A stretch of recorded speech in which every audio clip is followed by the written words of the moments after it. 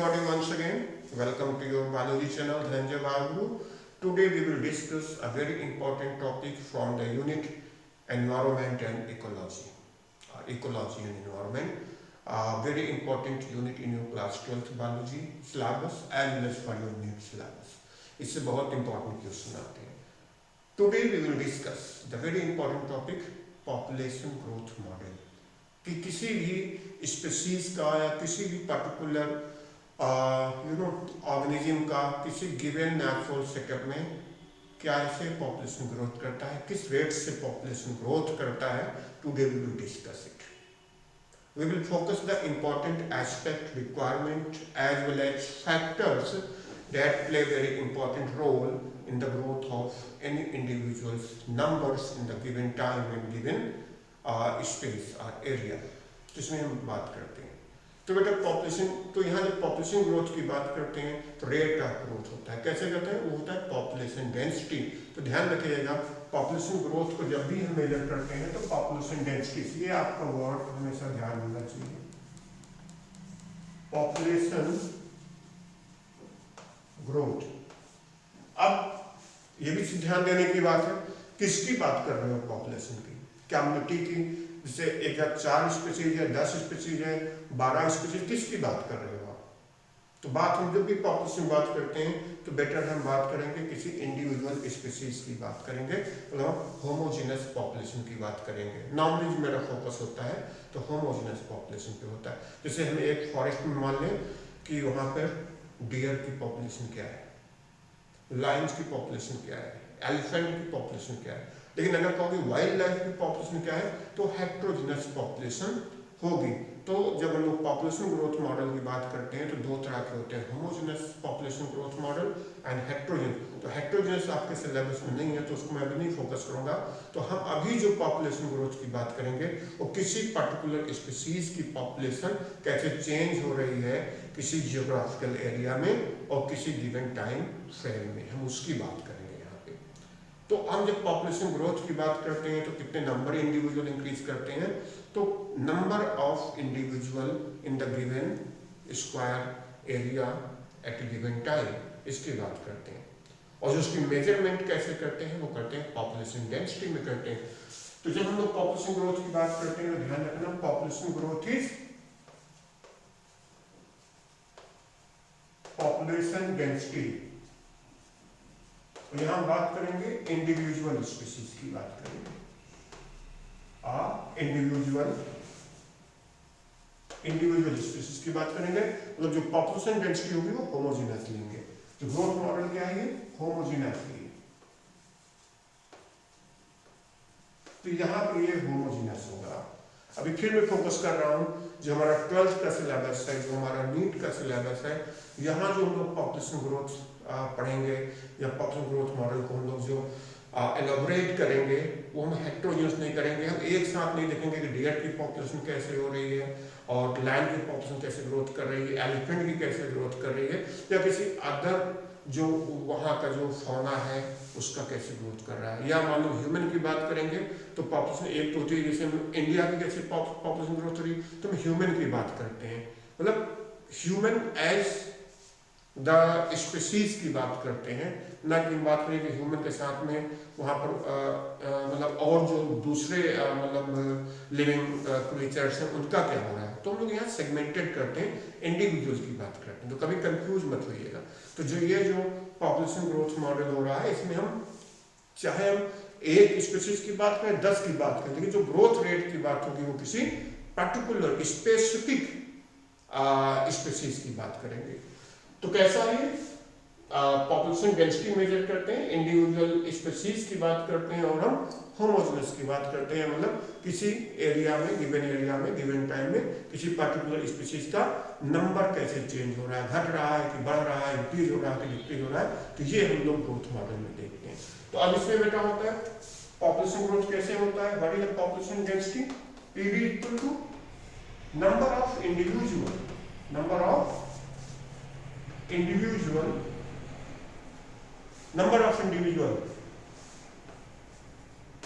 Square kilometre. इसको लिख सकते हो स्क्वायर हेक्टेयर स्क्वायर माइल्स, जो भी आपको यूनिट लेना है पॉपुलेशन डेंसिटी उसी में आएगी। अगर हम बात करेंगे स्क्वायर किलोमीटर में, तो मान लो किसी भी 1 स्क्वायर किलोमीटर में कोई स्पीशीज ए है, उसके 280 इंडिविजुअल्स अगर ग्रो कर रहे हैं तो डेंसिटी क्या होगी 280 पर स्क्वायर किलोमीटर डेंसिटी आएगी।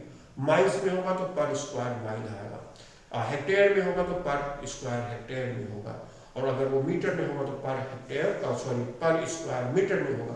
तो आपको ऐसे ध्यान रखना है कि पॉपुलेशन डेंसिटी की एज सच कोई यूनिट नहीं होती, इसकी नंबर तो नंबर है, नंबर कोई यूनिट है नहीं, वो तो 2 है, 3 है, 15 है, 15 है, 800 है, 1000 है। लेकिन जो आपका एरिया का जो मेजरमेंट है वो डिसाइड करेगा कि आप किस यूनिट में कर रहे हो। तो पॉपुलेशन डेंसिटी पर स्क्वायर किलोमीटर भी हो सकता है, पर स्क्वायर माइल्स भी हो सकता है, पर स्क्वायर मीटर भी हो सकता है, पर स्क्वायर हेक्टेयर भी हो सकता है, या कोई और मेजरमेंट की यूनिट को भी हम कंसीडर कर सकते हैं जो वहाँ पर पॉपुलर है, या साइंटिफिकली जिसको हम लोग क्या कर सकते हैं अप्रूव कर सकते हैं, या उसको हम एक्सेप्ट कर सकते हैं, इसकी वैलिडिटी होनी चाहिए। तो ये बेटा है population density, number of individuals divided by area. Clear? आप डिवाइड करिएगा, तो इससे हम उसको डिवाइड करना है। अगर हम इंडिविजुअल डिवाइड कर दें, और ये क्या होना चाहिए एट गिवन टाइम, जब भी डेंसिटी होगा तो एट गिवन टाइम में होगा, एक किसी पर्टिकुलर टाइम पे मेजर करेंगे। अगर आपने 2024 में कोई किसी भी स्पीशीज की पॉपुलेशन डेंसिटी निकाली है, तो श्योरली जब आप 2025 में करेंगे तो आपको मेजरमेंट फिर से देखना पड़ेगा, और उसमें भी कुछ फैक्टर्स होंगे, ठीक है। वही जो फैक्टर होते हैं तो ग्रोथ को होता है, ये क्या है पॉपुलेशन डेंसिटी है, और जो डेंसिटी में चेंज होता है वही क्या होता है पॉपुलेशन ग्रोथ होता है। ग्रोथ पॉजिटिव हो सकती है, ग्रोथ नेगेटिव हो सकता है। तो यहाँ डेफिनेशन बनती है the change in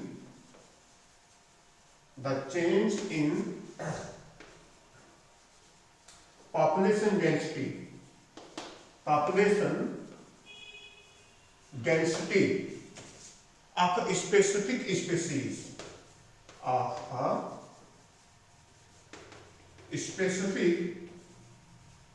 species in given time difference। अब देखो मैंने टाइम डिफरेंस लिया, 1 डे का है, 1 ईयर का है, 2 ईयर का है, या हाफ सेंचुरी का है, या 1 सेंचुरी का है, या 100 सेंचुरी का है।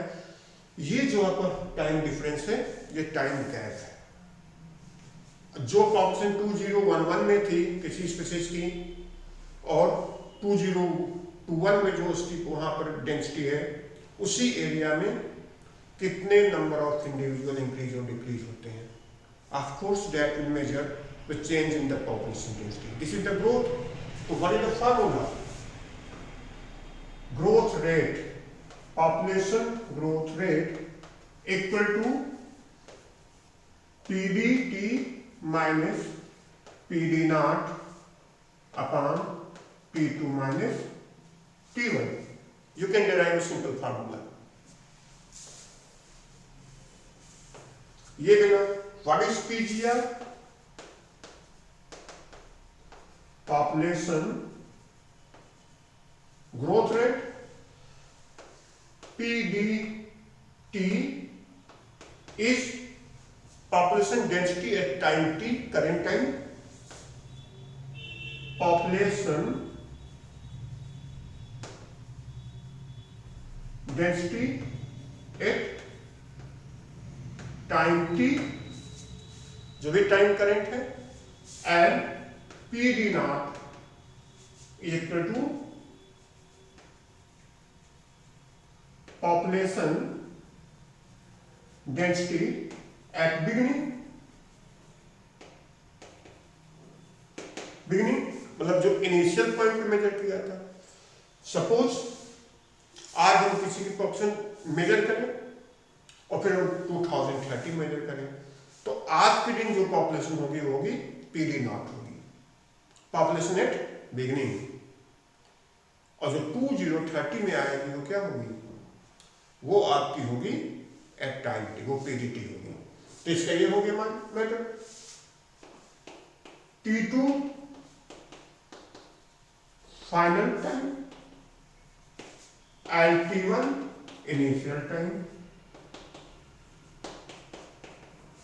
तो ये हो गया।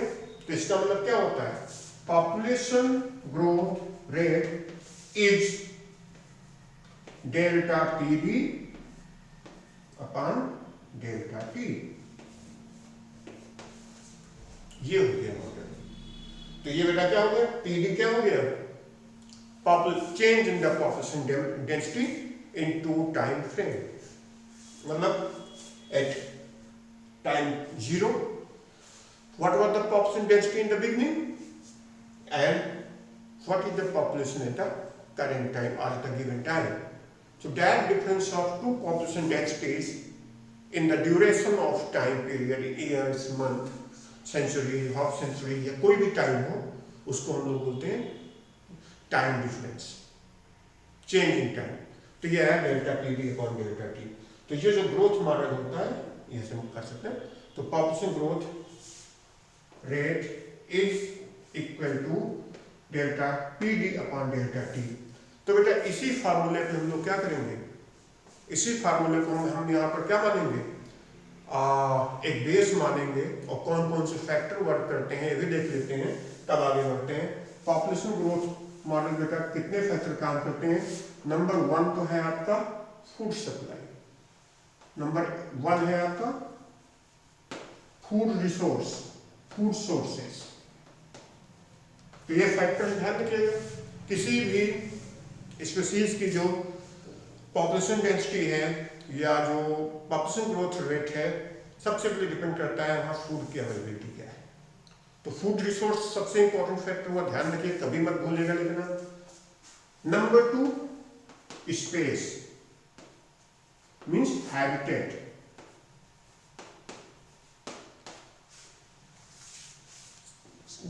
आपने देखा होगा जब पॉपुलेशन बढ़ेगी तो स्पेस भी ज्यादा चाहिए, स्पेस के लिए भी फाइट होता है, इंटर स्पेसिफिक।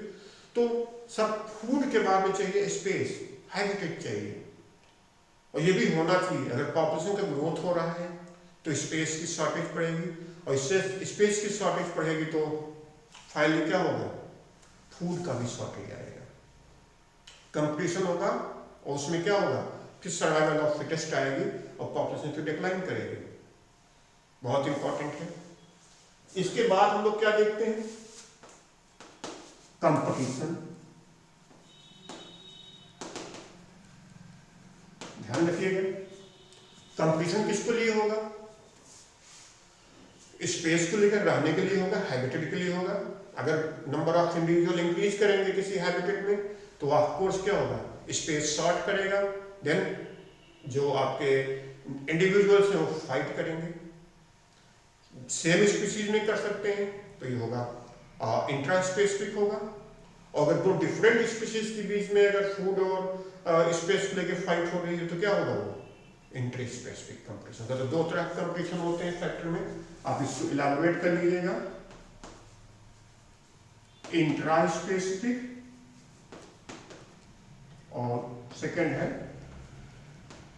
Inter specific. ध्यान दीजिएगा, intra specific with in species, between species. ये भी आपको बहुत इंपॉर्टेंट फैक्टर ध्यान रखिएगा। उसके बाद जो आता है फोर्थ, रिप्रोडक्शन। यहां जो बेटा ये फैक्टर होता है, जो फूड का जो है, फूड सोर्सेज क्या क्या होता है, हो सकता है एक ही फूड को एक से ज्यादा स्पीशीज खाते हो। जैसे घास की बात करें, ग्रास की बात करें, किसी हम ग्रासलैंड में जाएंगे तो ग्रास को क्या होता है, डियर का भी फूड है, और वहाँ के जो अदर हर्बीवोर्स हैं उनका भी फूड होगा। तो हो सकता है सेम ग्रास को वहाँ पर दो एक से ज़्यादा स्पीशीज डिपेंड हो फूड के लिए, तो उनमें भी कंपटीशन होगा। तो जो फूड के लिए जो कंपटीशन होगा एक फैक्टर है, वो दोनों तरह का होगा, inter specific and intra specific. Habitat के लिए भी दोनों होगा, intra specific and inter specific. लेकिन जो रिप्रोडक्शन के लिए कोई स्पीशीज का, फॉर एनी स्पीशीज का कोई इंडिविजुअल अगर वो अपने ही मतलब क्या है, वो लाइन को, अपने ही लाइन को, जो उसकी जेनेटिक लाइन को कंटिन्यू करना चाहता है, तो वो रिप्रोडक्शन को प्रायोरिटी देगा। तो यहाँ रिप्रोडक्शन को लोग भी कंप्लीशन होगा, लेकिन यहाँ पर जो कंप्लीशन होगा वो हमेशा क्या होगा, इंट्रास्ट। ये ध्यान रखना, ये एक फैक्टर है रिप्रोडक्शन। तो अगर प्रॉपर रिप्रोडक्शन होना है तो क्या होना चाहिए, यहाँ पर भी कंप्लीशन होगा और ये होगा इंट्रा स्पेसिफिक होगा, क्योंकि एक स्पीशीज दूसरे स्पीशीज से ब्रीड नहीं करेगी, मैट नहीं करेगी, वो अपनी स्पीशीज में मैट करेगी। अगर उसको अपनी लेगेसी को, अपनी हेरिडिटी को, अपनी हेरिडिटी लाइन को कंसिस्टेंट करना है, कंटिन्यू करना है, तो अपने ही लाइन पर क्या करेगा, वो आपका इंटरब्रीड करेगा, अपने ही जेनेटिक पूल में जाकर वो इंटरब्रीड करेगा। तो इसका हो गया रिप्रोडक्शन का। फोर्थ हो गया बेटा, फिफ्थ हो गया अडैप्टेशन। ध्यान रखिएगा सब चीजें, किसी भी इंडिविजुअल स्पीशीज का जो पॉपुलेशन ग्रोथ रेट है किन किन फैक्टर पर डिपेंड करता है।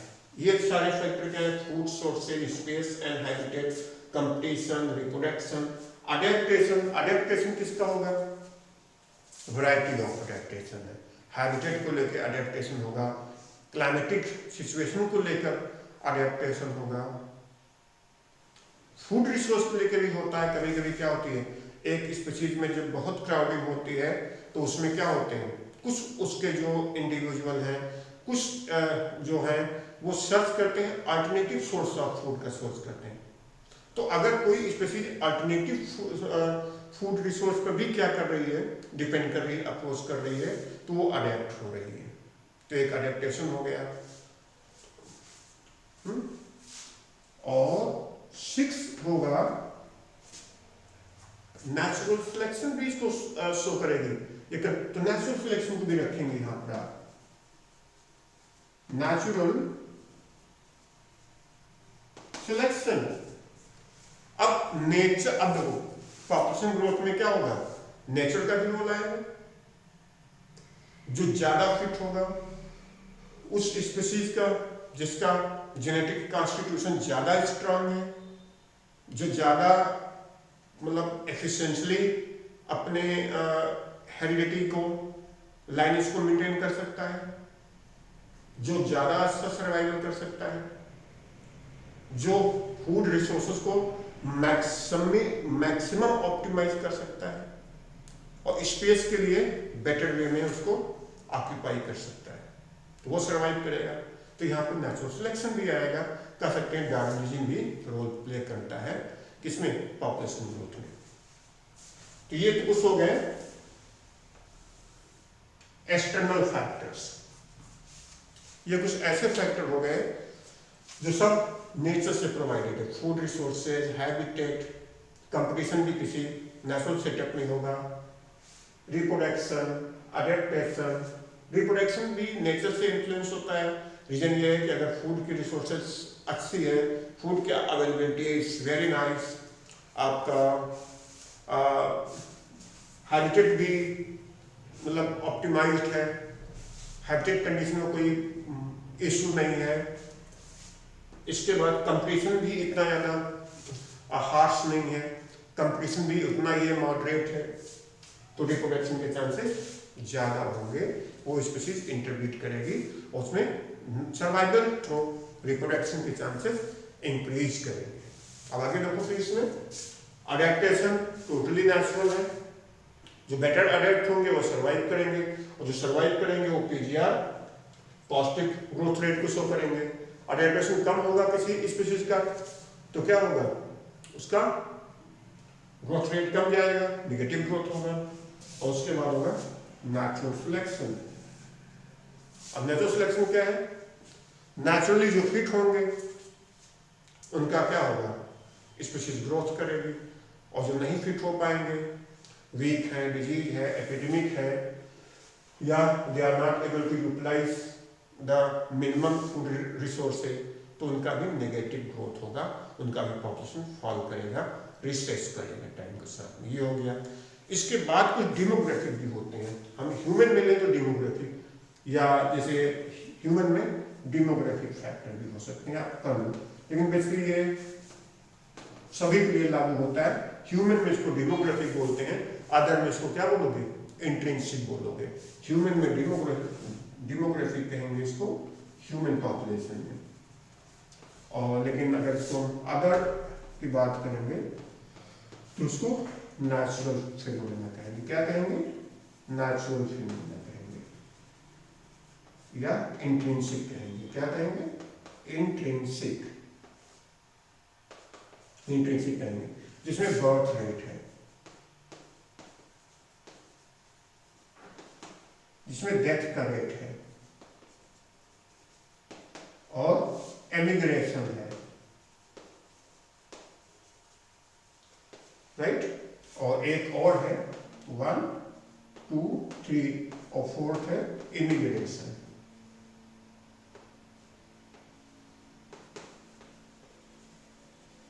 तो ये 4 डेमोग्राफिक फैक्टर भी रोल प्ले करते हैं, या इंट्रिंसिक फैक्टर भी बहुत इंपॉर्टेंट रोल प्ले करते हैं।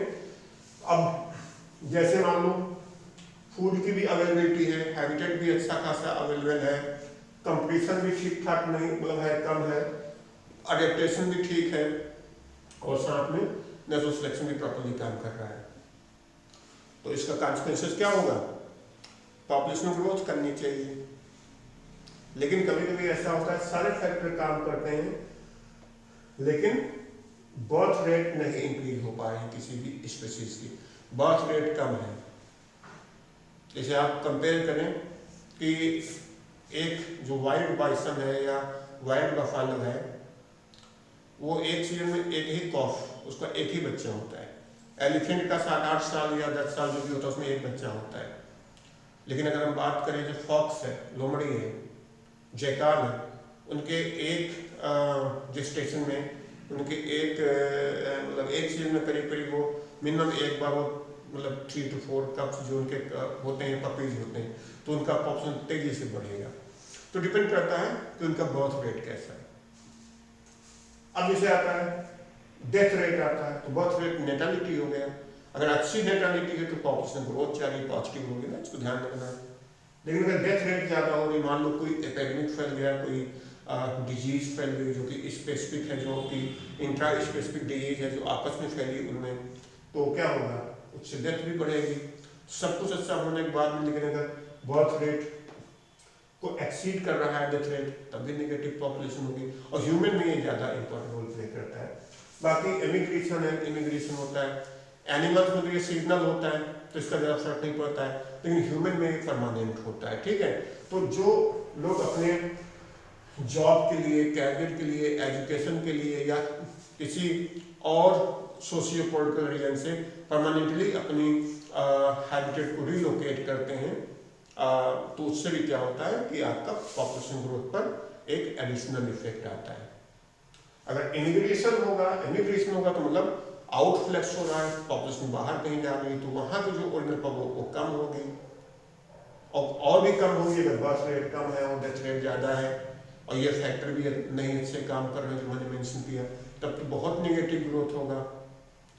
और लेकिन अगर कहीं का सारा natural climate, professional climate, educational climate, socio economic security, overall जितनी भी फैक्टर्स हैं सब अच्छे चल रहे हैं, तो लोग जॉब की तलाश में, लोग एजुकेशन की तलाश में, लोग बेटर लाइफ की तलाश में, या हो सकता है किसी और नेचुरल या सोशियो पॉलिटिकल रीजन से अगर परमानेंटली इमिग्रेट कर रहे हैं किसी पर्टिकुलर प्लेस पर, तो वहाँ की पॉपुलेशन क्या होगी, ग्रोथ रेट ज़्यादा होगा वहाँ का, ठीक है।